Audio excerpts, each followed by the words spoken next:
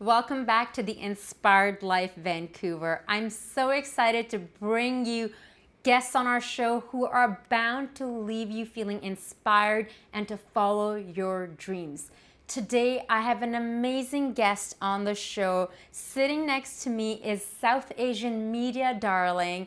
She is a TV host, a podcaster, a motivational speaker, an MC, a mom, and if you don't know her, she does not even need an introduction.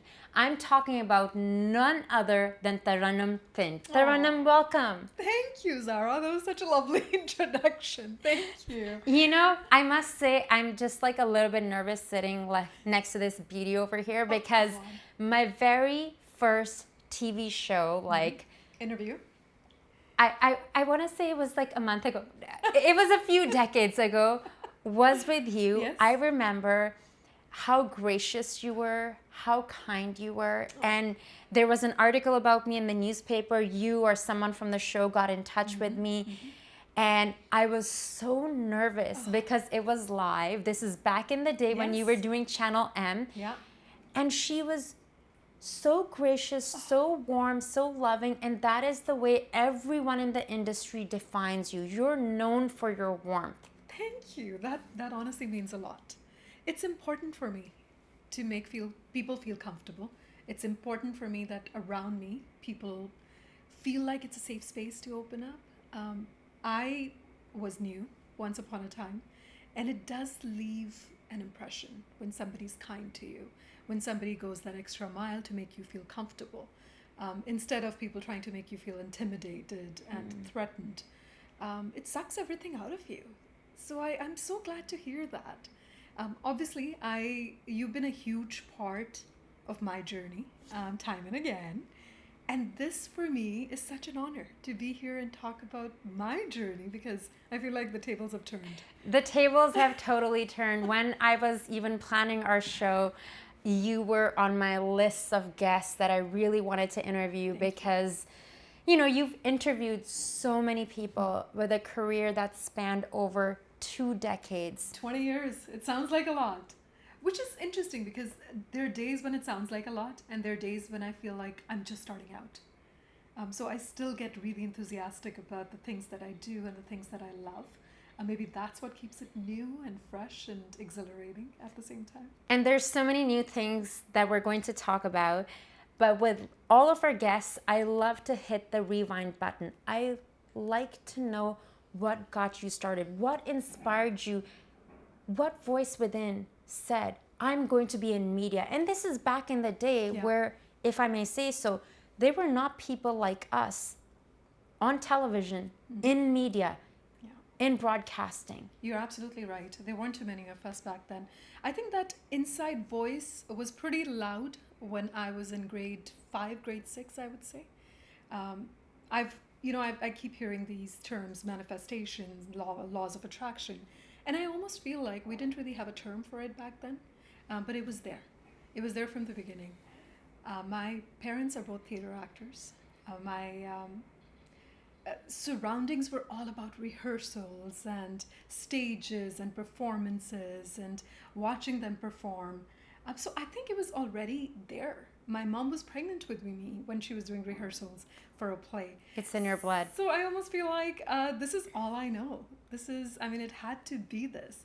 I remember with a dear friend of mine, a childhood friend of mine, in summer holidays, I would take a tape recorder and actually record her interviews and pretend that she's a celebrity. And then we would do a role reversal. And you were how old? I was in grade 6, grade 5, grade 6. Yeah, back then. And then growing up, I had a camcorder and I was so excited to have that camcorder. I would just shut the door and just pretend that I'm talking on camera and record those reels and just pretend that I'm on TV. Reels before there were Instagram reels. I love that. So it was always there, taking the newspaper on the dining table and pretending to be a news anchor and wanting my family's attention and making them listen to me reading the news. So I think the signs were always there. And this is back in India. This is back in India. And I feel very lucky that, like you said, there weren't too many people like us who were in media.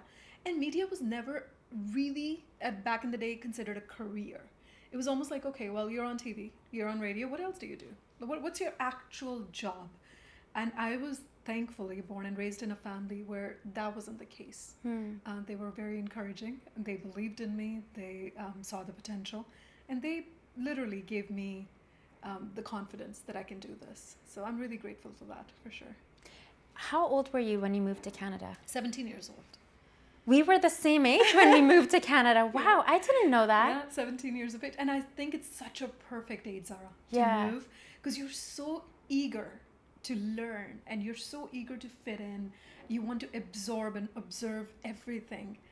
It was a perfect age. I think younger than that might have been tougher. Leaving the family behind and staying without them would have been really tough. And then I think older than that, you're already sort of so used to the environment you grew up in. So 17 was just a perfect age. So did you do because I did a year and a bit of high school here. Did you do it or no? No, okay. I finished high school and I came. Okay, wonderful. Yeah. Wonderful. What was that transition like for you in the beginning? I know for me it was a little bit tough because of high school. Because coming from Pakistan, I was in pre-engineering, so I was in college already, and there being smart was considered the cool thing. I was one of the cool kids because I was on the debating committee and I was the president of this association or whatever. Yeah. And in my high school where I went to, I mean, yes, but kids who were partying more or doing other things and getting into trouble, that was considered more cooler. So I know it impacted me and there was a bit of bullying. So I know it impacted me, but then once I left it got better. Was there something like that for you? Did you go to college right away? Did you find work? What did you do? I did go to college right away. I did find work right away. It was hard. First of all, you don't even understand the accent when you first move here. Yeah. I think at 17, you're just still in that awkward stage and trying to figure things out. And everyone talks so fast. And everyone talks fast and you're just trying to sort of learn and adapt, but at the same time you don't have context for the conversations that are happening around you, so you're already isolated. You haven't grown up with this pop culture, you haven't grown up with watching hockey, so everybody your age is talking about these things where you have no context. Or ice skating, and you're Exactly. I only went ice skating a year ago with friends. They were holding my hand and they're like, "Do you want a little stroller?" And I was like, "No." You're brave. I haven't attempted ice skating ever, so I guess I'm not a real Canadian. But you're absolutely right. It is hard. It was difficult, but I think what really helped was having my family here. My grandparents were here, and my uncles and aunts were here. So they sort of, just came together to help me with the change. I was without mom and dad, without my sibling. So it was really you came hard. here by yourself? Yeah, I did. Oh, wow. Yeah. Okay. So it would have been a lot more difficult if I didn't have that support system. And I see that around me now with all the international students coming, how they're isolated, how they're coming on their own, leaving homes behind, how difficult that must be. So I did have the support system. And I think it was really, I've grown up in a family where we were exposed to different environments. I was very young when Dad made sure, he came from a small village in Punjab. He made sure in summer holidays we go to the village and spend time in the village. Then I grew up in a city where there were all kinds of people from India. In Chandigarh, which is the capital of Punjab and Haryana. So that city had a really diverse mix of people. So it wasn't just Punjabi, it was people from the south, people from different parts of India. So I think that already gave me the exposure. But that takes so much. I'm putting myself in your shoes, very brave and courageous, and it sounds like this almost rebellious spirit, yet at the same time focused. Very, very much so. I think focused because I knew what I wanted to do. I was very clear. I don't think that was a career path that my extended family had envisioned for me, because obviously that's not a career path that they Which took. was in broadcasting. Which was in broadcasting. Okay. So I knew that it's going to be television. They tried. They tried to put me in the computer courses. They tried to put me in, apparently travel and tourism industry was booming at that time in those courses.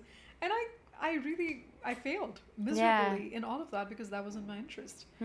So then I started doing my own research, and BCIT seemed to be the place where everybody was going back then. almost too popular. So you had to be on a waiting list, and it was really hard to get in. So I applied. I got on a waiting list. But before I could start my schooling in broadcasting, I heard about an audition, and I applied just randomly.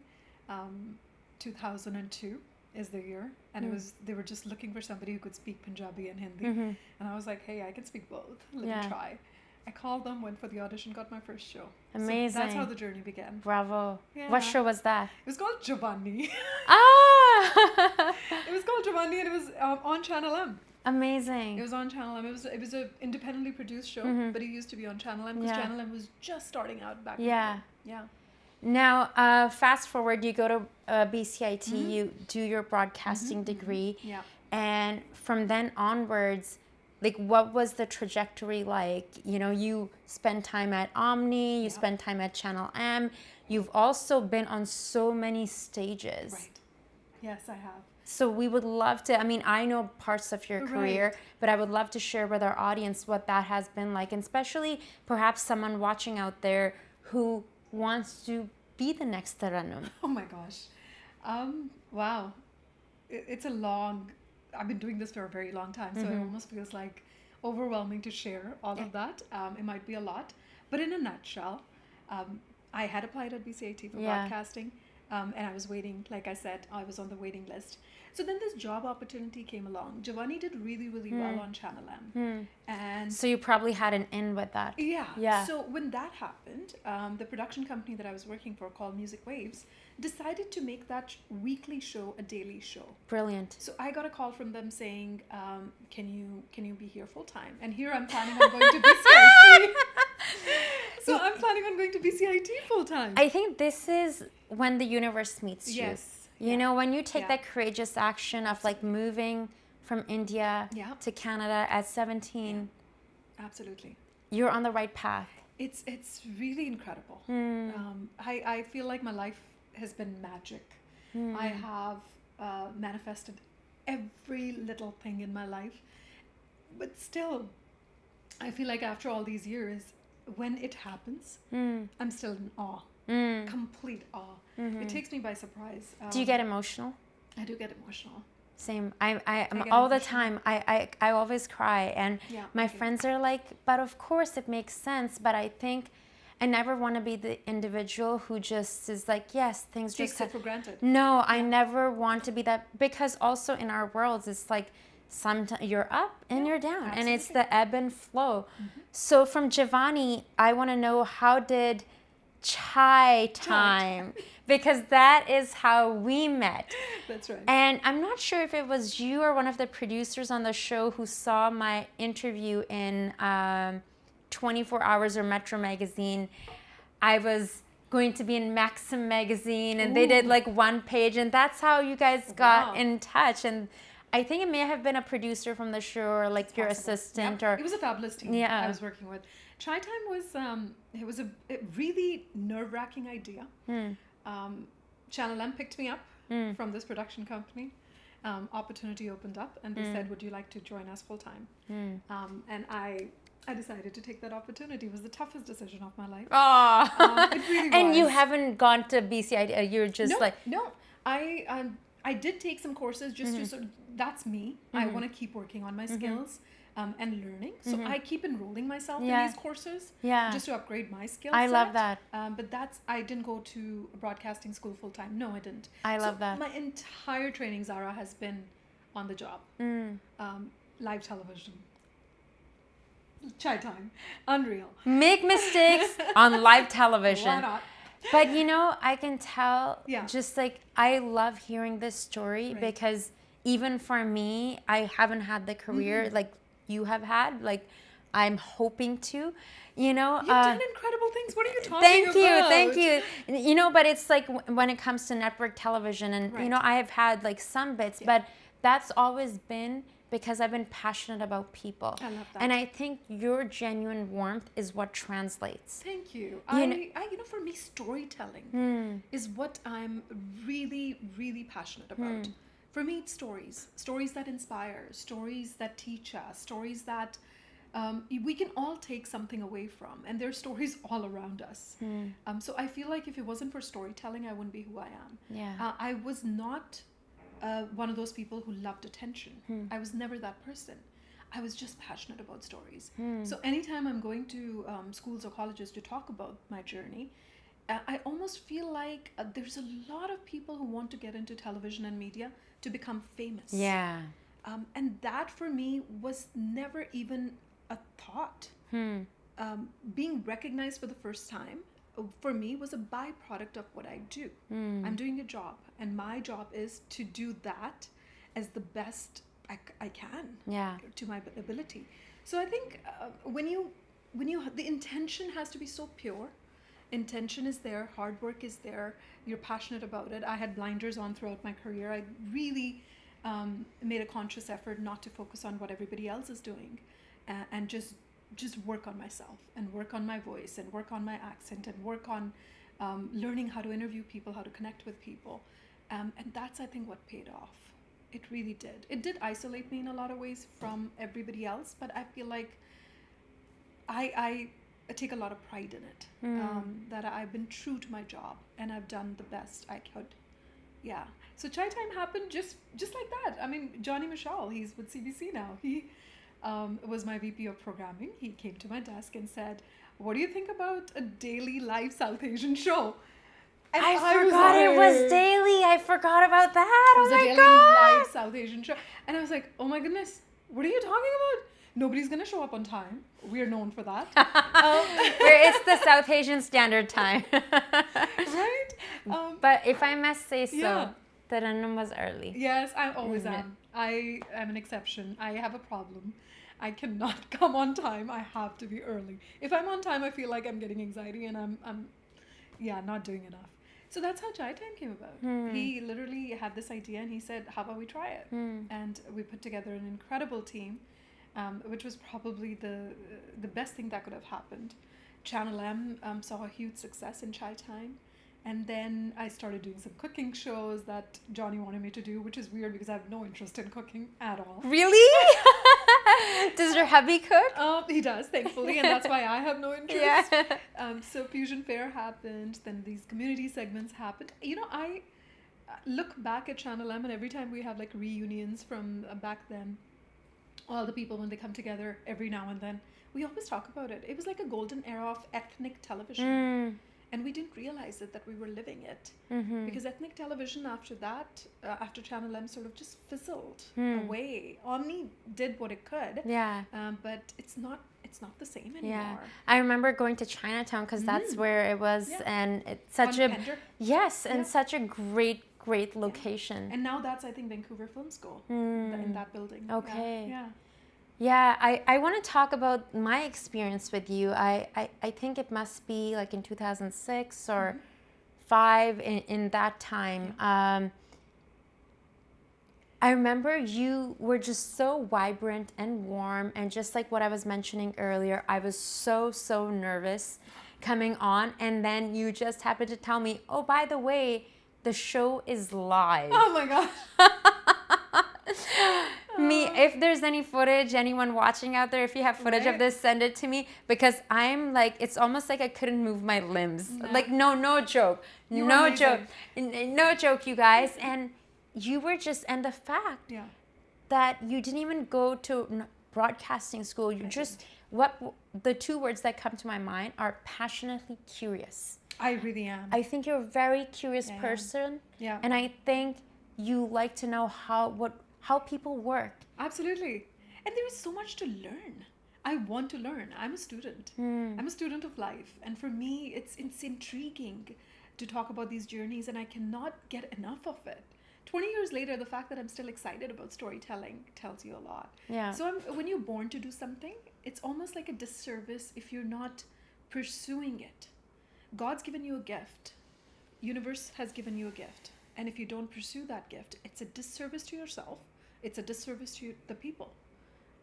So if you're not pursuing what you're meant to do, you're never going to be happy. And I feel like I'm the lucky one, because at such an early age, I was able to find out what is it that my soul desires. What do I love to do?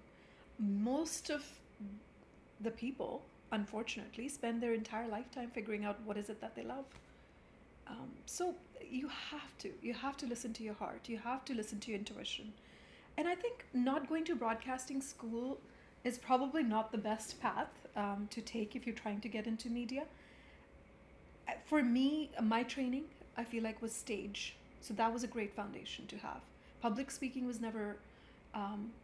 So you had that television training. It Right? was the same with me, like Yeah. film school. Like everything you were saying earlier, Yeah. those were some like nuggets of wisdom.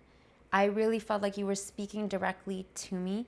So I know we were talking about age earlier, but inshallah, God willing, I will be 41 in a few months. But there was something that hits you, I think, perhaps because of a cultural Yeah. thing Yeah. of okay, it's time to have a grown-up job, Right. or it's time to, be an adult, and the adulting. And I'm grateful for the opportunities that I did have. I tried something, but every day there was something after turning 40. A couple of months later, I woke up and I was on a path that was not in alignment. I was doing a 9 to 5, and everything that you're saying, that if you have a gift Yeah. from God, if you have the natural born instinct, because a lot of times what comes in is fear, So true. is So true. fear. So I would like to hear from you, how have you tackled with fear? Because I think no matter how confident someone is, insecurity and fear, Oh, yeah. fears, they are there. How have you dealt with that yourself in your career? That's a great question. Fear is always there. A fear of not having a stable job. I've gone through 3 rounds of layoffs with media, traditional television. We all know what it's gone through. I think fear of instability has been the biggest fear. It has never been fear of failure. Because I've for some reason I've had this inbuilt confidence in my craft, and I know that I have worked really, really, really hard to make it what it is and give it my best. So it was never the fear of, am I good enough? It was always the fear of, you're relying on television stations, you're relying on radio stations.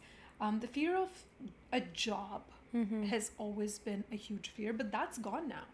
Because I feel like for the last 5 years, there are so many entrepreneurs that have come into light who are pretty much taking control in their own hands and saying, we can do this ourselves. We have a talent, and we are going to pursue it, and we don't need an outside validation to pursue our dreams.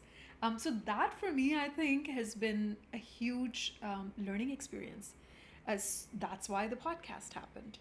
I was going to get into that. I'm like, so when did you know that you wanted to start this podcast, and where did the idea, because of course, so Chai with Tea, you need to look it up anywhere where you get podcasts, Spotify, Apple, everywhere, Google Podcasts, Amazon, Audible, it's everywhere. It's on YouTube as well, the video. How did the idea come about of podcast? There's so many stories that I wanted to tell that I was not able to tell on traditional media, Zara. What kind of stories? There's so many conversations that are very controversial. And significant for the South Asian community, but sometimes they get, because of the stigma attached to them, they get brushed under the rug many times. When you're working in traditional mediums of broadcasting, especially in the ethnic market, things are done a certain way. There are rules and regulations that you follow, and this is the box. You don't think outside that box.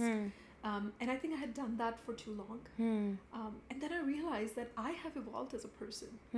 There is so much growth that I have gone through in the last 20 years. There's so many things that are not fulfilling anymore. And the reason they're not fulfilling anymore, for that, I think for that self-realization to come, I had to spend a lot of time within myself. Just dive in and sort of say, okay, well, what's going on? Why is this not making me happy? I have a perfect job. I have a great paycheck. Why are these conversations not fulfilling anymore? And that's when I realized that I'm doing what I have done for so long, and it's on autopilot. But I also feel like the person in me has grown so much, and that's not reflective in the conversations that I'm having. It sounds like you also needed a challenge. I really did. I really did. Because you hit a plateau in your career as a person, personally and professionally. And I needed to take a break from the media. I did. I took 2 years off. I wanted to launch the podcast last year. The idea of podcast came from a dear friend of mine who started her own podcast. And watching her go into this arena and own it was really inspiring for me. So her and I started having conversations. And then we realized this is exactly the path that I should be taking because my audience also expects more of me. I almost feel like they have been connected to me for 20 years. They've seen me grow up in front of their eyes. So I will not be authentic enough if I'm only giving them nuggets. I need to have more sort of heartwarming conversations. And also going deeper what it sounds like. And I think there comes a time where you can only do certain level to a certain extent and how you can go deeper. So you had your first episode. Yes, I've had 2 episodes. Okay. The first episode that I released on Spotify, I was telling you earlier, I had the most... This feeling was full of gratitude and it was so liberating because when the first episode actually published, I was in tears. And I think for the first time in my career, I realized I'm not answerable to anyone. I don't need anybody's permission. I own my own content. I produce my own content. I don't need to ask anyone. If this is a topic we can talk about, and if this is okay with them, I don't have to go through this boss and this boss and this boss. I can finally do the things that I have wanted to do, and I've been putting it on the back burner. So it was really gratifying. So the first episode was initially, the idea was to take the audience into my thought process, why the podcast, why this beginning, and introduce myself to the new audience at the same time. And then with the second episode, we got into conversations with my first guest, which is a dear friend of mine, Neeru Bajwa. And how she's sort of pushing the envelope. She's 41, and it's unheard of in the Punjabi film industry to actually have a lead actress who's 41. Oh my goodness. And, so these conversations. And there's a reason why I also wanted to bring up my age, because I feel like even for me, like so many times, if you can, because a lot of times people have an idea, like I was on set the other day and someone thought, they're like, what are you in your low 20s or like mid 20s? And, sometimes you just want to go with it. And it's just like an idea or a vision of what people have, whether in the South Asian or non-South Asian industries, versus if you're 41, you're... The reaction. Yeah. It's unreal. And it's like, what are you doing with your life? Are you married? Do you have kids? Yeah, why don't you? Ageism, sexism is all around us. Yeah. I think being a woman, being a woman of color, and being a woman of color who's 40 plus, and in the industry, it's a whole different ball game altogether. It really is. I had, and I talked about it on the podcast, I had an ex-colleague stand there casually and make a comment on my age, pretty much saying, oh yeah, hun age hogi, like you've aged now. And it was almost like, well, why is that an insult? On television? No, just off, off just camera. a casual office conversation. That was supposed to be an insult. Because him and I were having, I wouldn't say disagreement, but having a conversation where we both didn't really see each other's perspective.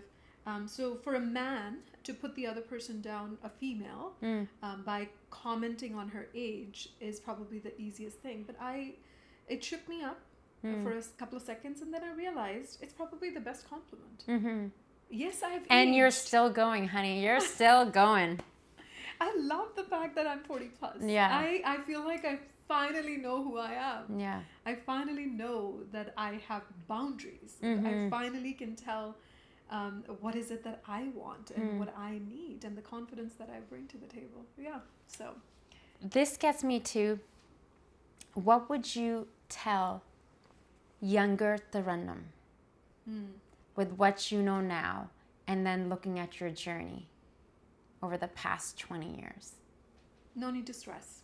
I stressed a lot. I really did. Stressed about what? Stress about work. Stress about constantly trying to... I've always had a really high standard for myself. I'm a bit of a perfectionist, and that only means that you're constantly competing with yourself. Every single interview that I've done, every single story that I have filed, I always look back on that and tell myself I could have done better.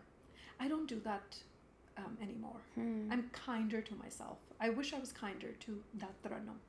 I wish I had more patience for that Tarannum. Now I do. Now I pat on the back myself. If I do a great job, and I'm just like, that felt really good. You're awesome. You really are. So having those affirmations, I wish I did that when I was younger. I didn't. Yeah. I would just like to tell Tarannum, she's awesome. She's great. And it's going to be okay. Yeah. That's a great message. I love that. What does it feel like to know that you've impacted so many people? You know, with the interviews you've done, people who watch you on television, guests like me who you've had on the show, you know, stories that you've told, like, what a remarkable feat. You're a pioneer.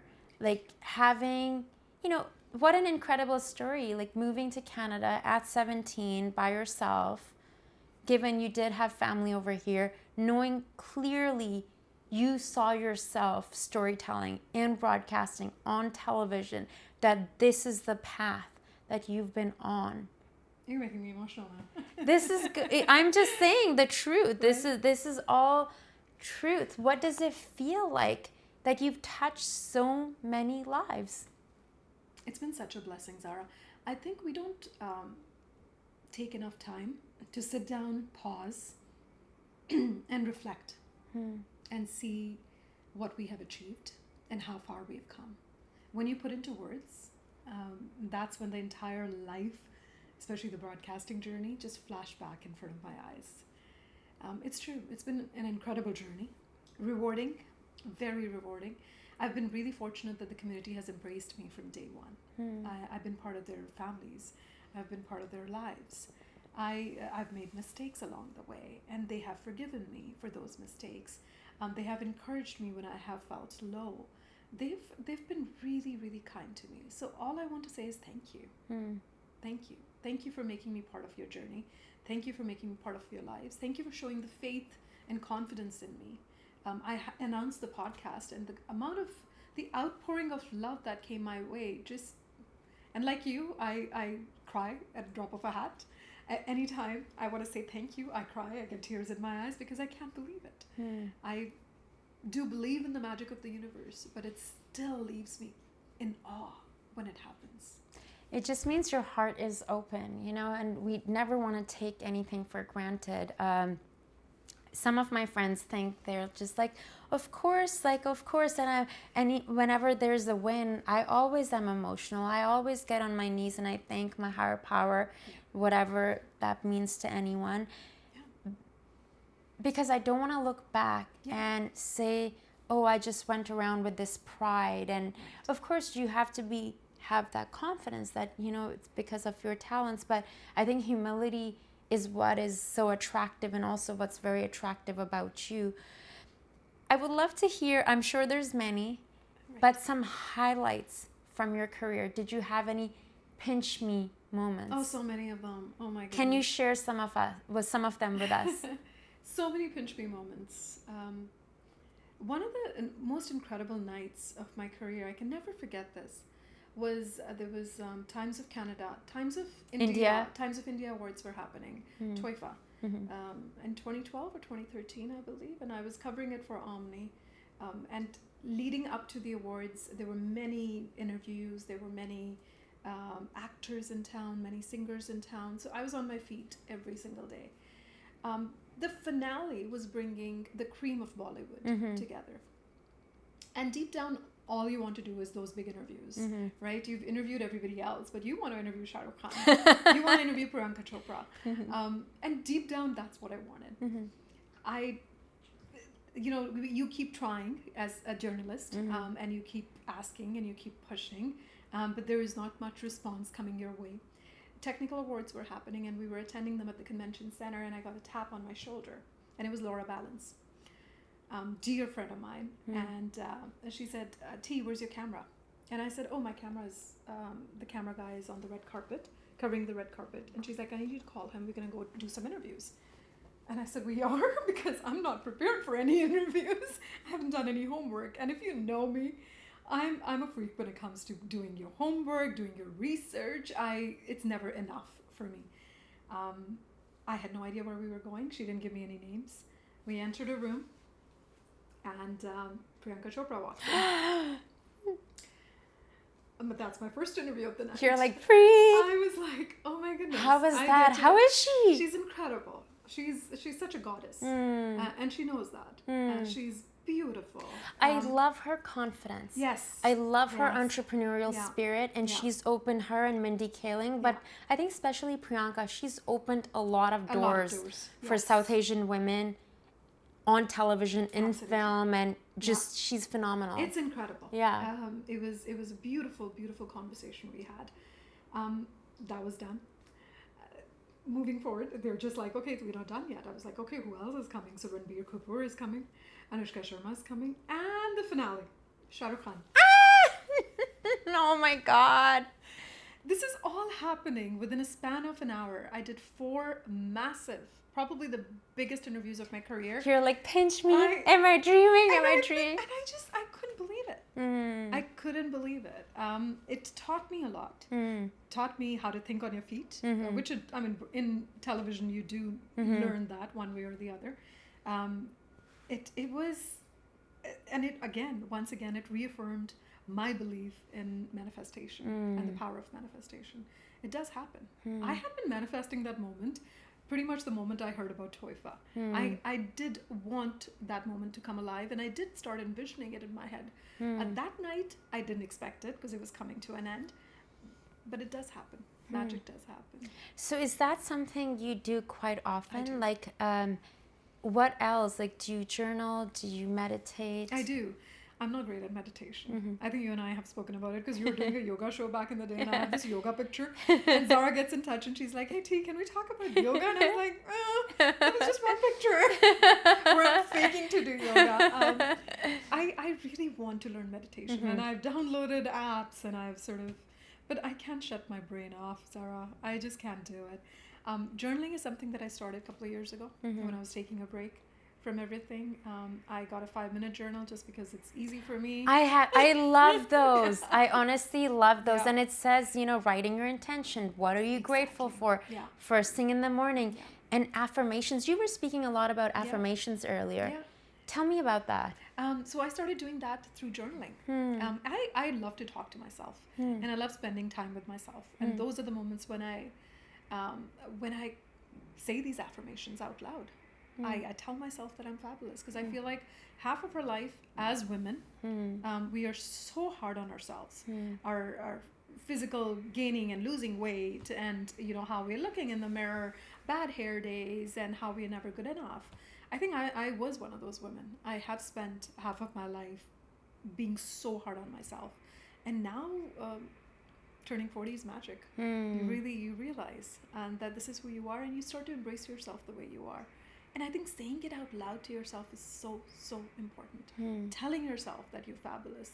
Telling yourself you're the luckiest person in the world. Telling yourself that the universe has your back. And life is magic. It really is. Yeah, you just got to try it out.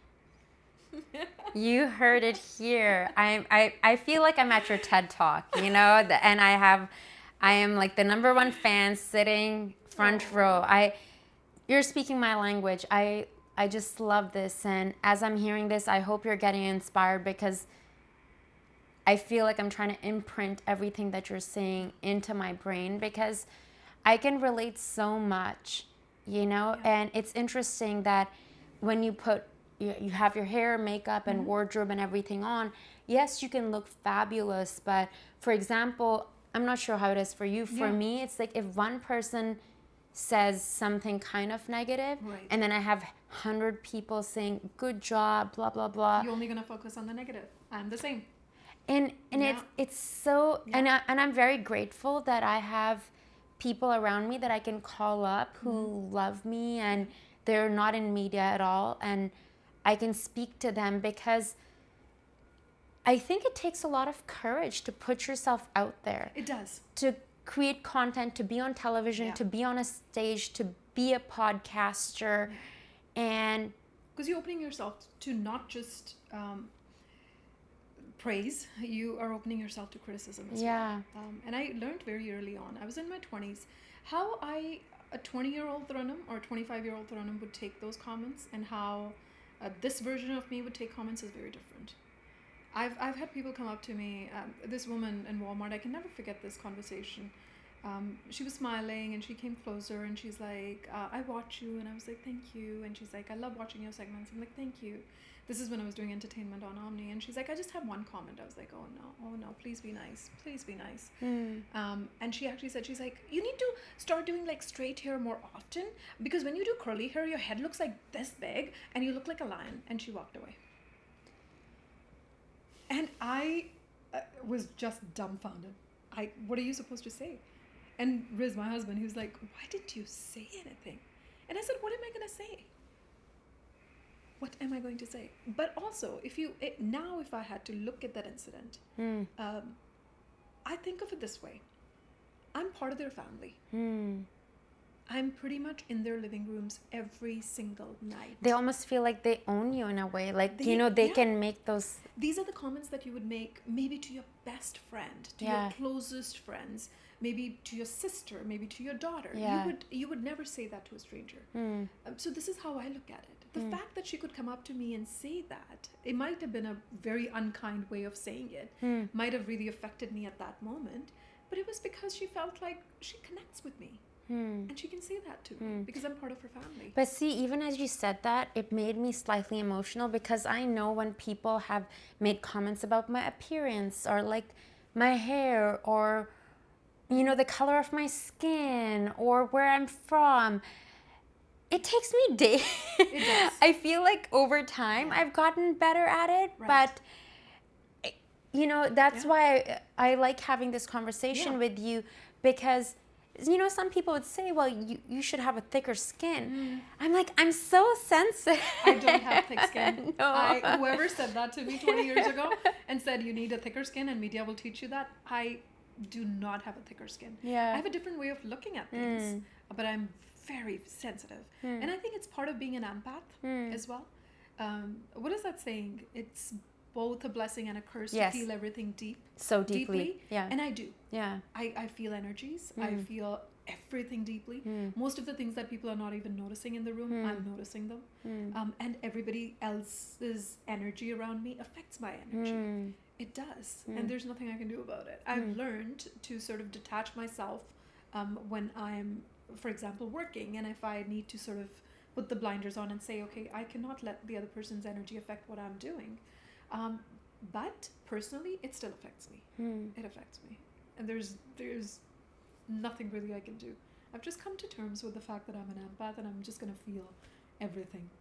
Yeah, and that's okay. What do you do for self-care? I love nature. I spend a lot of time in the nature. There is a beautiful park close to home. It's a gem in the middle of a city. It's like a forest. I can get lost in that forest for about, I'm not going to say where it is, but I get lost in that forest for about an hour and a half. And it's just absolutely beautiful. I don't even have my music on most of the time. I'll have like meditation app on, but that's about it. You can hear the birds, you can hear the water, the streams. It's spectacular. I think it's so important to do that, Yes. especially when we're on our devices, Yeah. plugged in. Just yesterday or the day before, I went to Pacific Spirit Park for like 2.5 hours, and just being in nature, there's just something, or to be honest, not until COVID that I took advantage so much of our natural outdoors. So like we gorgeous. have this natural abundance. We're really lucky that we are very close to South Surrey and White Chalk area. So beach is like about 15 minutes away. So we go to the beach a lot as a family. We spend a lot of time at Crescent. And I love it. We can just sit there by the ocean, and there are days when I just take the kids and we just sit there. We will have pizza, we'll have fish and chips, and we just sit there and watch the ocean. It's absolutely beautiful, and thankfully the kids love the ocean as much as I do. Another thing for self-care that I've done intentionally is keep anyone and everyone who doesn't align with my energy away from me. That was really tough, because there is a lot of growth that you go through as an individual. It's not always the case for the people around you. So your friends, for example, who you've been friends with for 15 years, 16 years, are probably not going through the same growth as you are. So you're falling apart.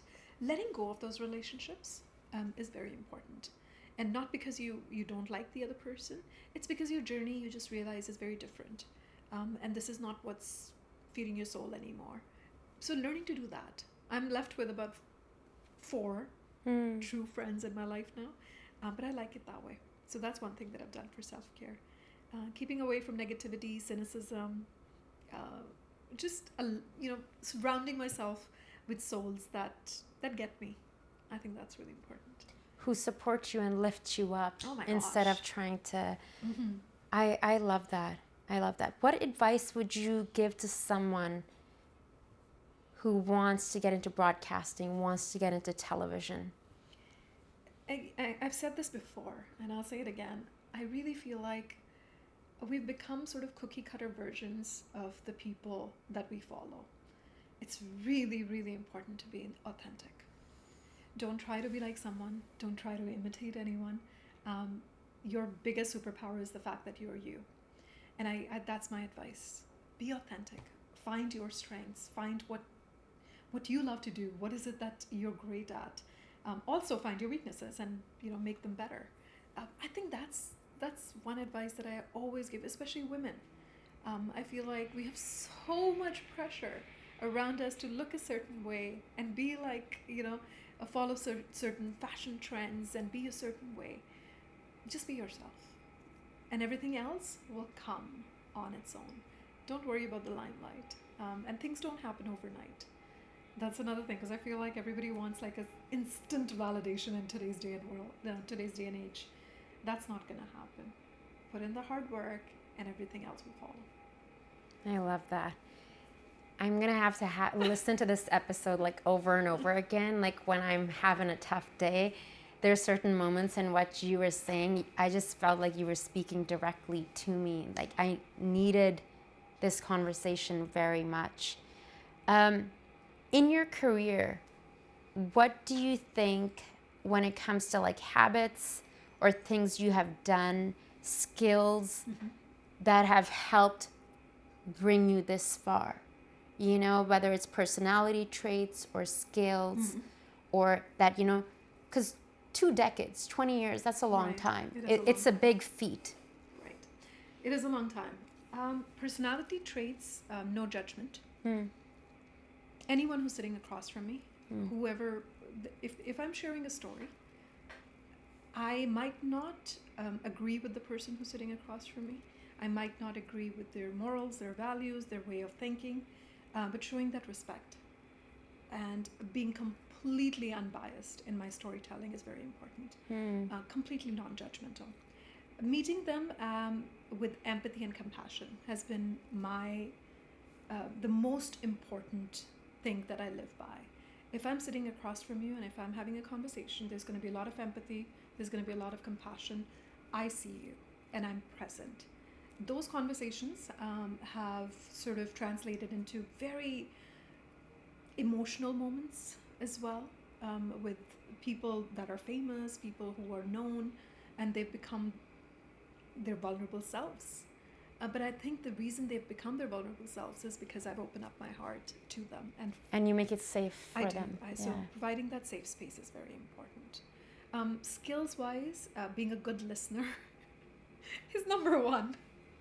I think we live in a world where everybody's just so in such a rush to tell their point and say what they need to say that we don't listen enough. If you're a good listener, you can be a good interviewer. And that's a very important skill.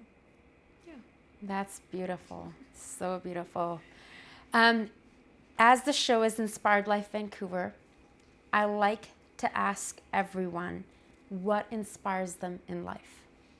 I think people around me inspire me. The stories around me inspire me.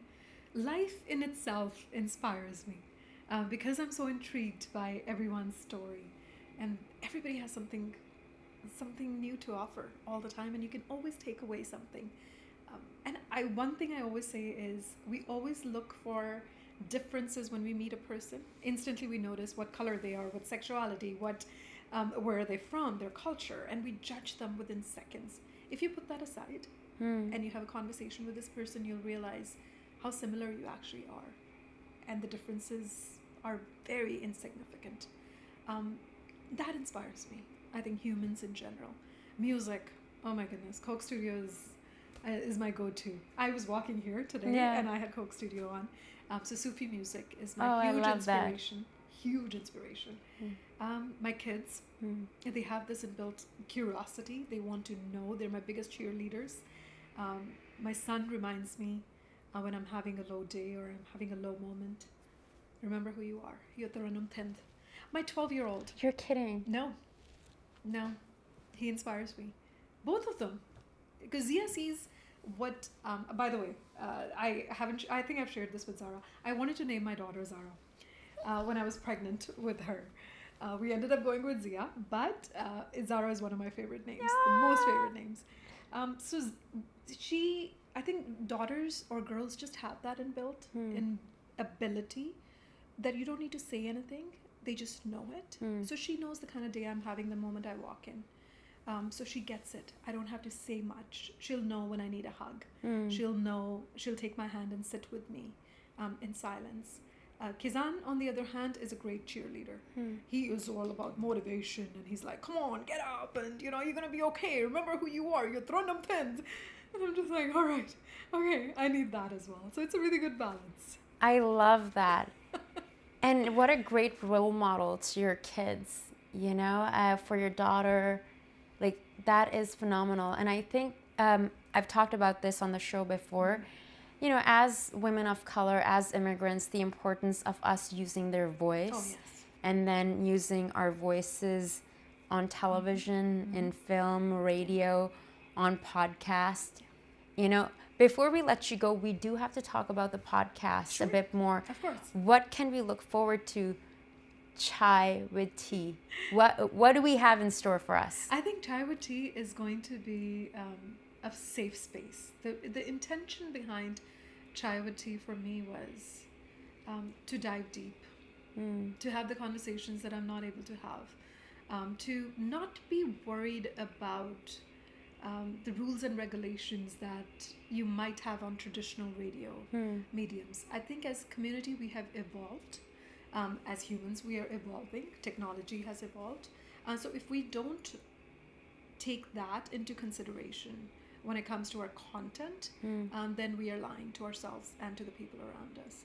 And that growth is going to be a huge part of Chai with Tea. Conversations that affect us, conversations that we can learn from, conversations that inspire us, motivate us. People from all walks of life will be part of the conversation, including yourself. I can't wait. I can't wait to have you on Chai with Tea and have some chai with you. Chai, because I feel like chai is such a comfort drink. Yeah, I want with chai. I want some cookies. It's like, I remember cookies. Like growing up in Pakistan, it was always like chai and cookies. Yes, biscuit. Yes, right? Exactly. Biscuit, yeah. So that's what I'm hoping to do with Chai with Tea. And I could tell based on some of the clips you've already shared, the conversations, I love the rawness. Thank you. And I think that's just a testament to who you are as a person who is interviewing the guests. But it's not this rigid format of like, these are my questions. No. These are, because even on our show, even though I have an idea and some people ask for questions, mostly I prefer to just have a conversation instead of making it a square thing. Absolutely. Because then you can, like you're saying, listen and be in the flow and be open to what the other person is bringing. And I'll be honest, there was a lot of unlearning to do. I come from television, So my background is all about editing the best parts and making it a story where it's the highlights, it's the best parts, and you can take and retake and all of that stuff. So I had to put all that aside, the hair, the makeup, all of that. And then I realized that digital is a very different medium altogether. And I think, thankfully, people are taking off their layers. They are being more authentic. They're being vulnerable and raw, which is something that I've always done as a person. And I really hope to do that with Charity and continue to do that. Yeah, I'm very excited for you, and it's very well produced. Thank you. And congratulations! Like as soon as you posted that, and it was right by your birthday, right? I announced it on my birthday. Happy belated birthday! Thank you, Zara. I announced it on May 5th, and the reason, and it's interesting because I wanted to launch it last year on May 5th. Last year, I think the reason I didn't launch it was I was rushing to launch it, and there was this place of fear I was coming from. We were talking about fear earlier. I was coming from a place where I thought, oh my gosh, I'm taking this break and people are going to forget about me. And I'm coming from sort of like out of sight, out of mind fear. And no, I need to do this. And people need to see me. I need to be seen. I need to be. And then I realized I'm not being my authentic self. I'm not satisfied with these conversations. And that's because I'm not. Had you recorded some conversations? So you decided to scrap them and start new? Oh, I love that. Wow. I recorded about 4 episodes. Wow. Yeah, I didn't feel it. I didn't feel it. Some of the guests were kind enough to actually come back and have brand new conversations, because I really feel like the last year I've gone through so much of growth and learning myself. And I decided to park the idea because I was coming from a very different place. And then 2023 came and something happened. I looked up and I said, I'm ready. I'm ready now. I feel ready. And things just started to align and flow. And I wasn't forcing anything anymore. Just beautifully come together. And magic started happening. And that's how Charity happened. Isn't that interesting how in our work, I was listening actually on TikTok, we're connected on TikTok. I was listening to some athlete or some entrepreneur, I forget who, and they were talking about, what is the best advice you've received? And they were like, when you're struggling, surrender and surrender some more. And when you've surrendered, then taking action. Yeah. And sometimes it can be really difficult for people like us, or I'll just speak for myself, when you're so used to just pushing go. Yeah. and go and having this, where it can come from that, which ultimately for me, it can come from this place of lack or fear or whatever, that there isn't going to be enough. But when you kind of simmer down and you go to that still place, and trusting universe will provide, and then you do the hard work and you do show up. It's unreal. Yeah. Surrendering is probably the most important thing I've learned in the last year and a half. Just being, taking a break. I've been running for the last 20 years. How can people forget you, Tarannum? How can people forget you? You were in our homes for so many years. I think it's that social media has sort of put that pressure. Yeah. If you don't post something for 2 weeks, you feel like people are going to forget about you. It's so important in today's day and age to constantly be posting and showing people how amazing your life is, and that pressure it takes a toll on you. It really does. I don't know. There was a quote on the lines of, "Don't mistake visibility with credibility," right? Like something on those lines. I might have butchered it. But essentially, just because you're seen all the time doesn't mean that you're great at what you do. Yeah. And you're successful. Yeah. Also, success, I think, gets mistaken for visibility a lot as well. The definition of success for me was having the freedom to actually take a break. I love that. Right? And sort of reflect as to what is it that I want to do next, instead of just going at it constantly without having intention in place. Yeah. Beautiful. One last question.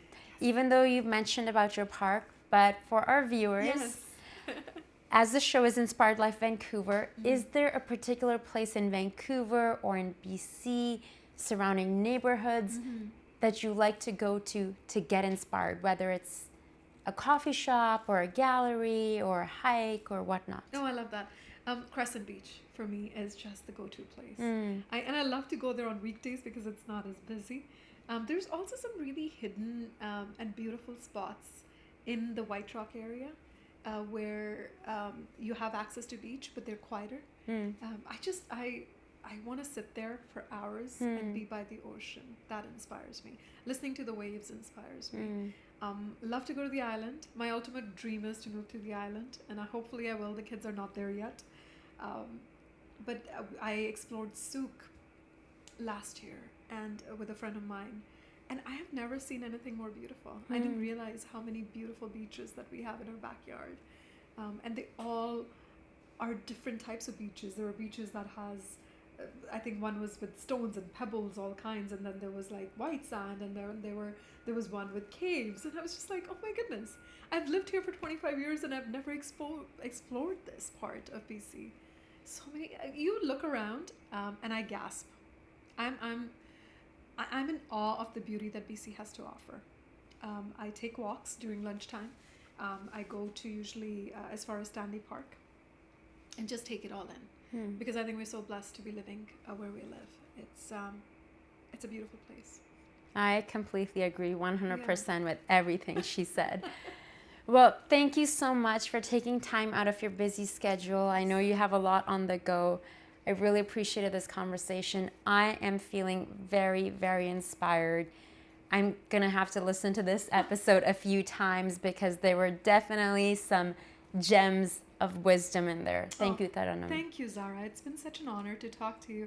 The fact that you thought of me for Inspire Vancouver, it means a lot to me. It really does.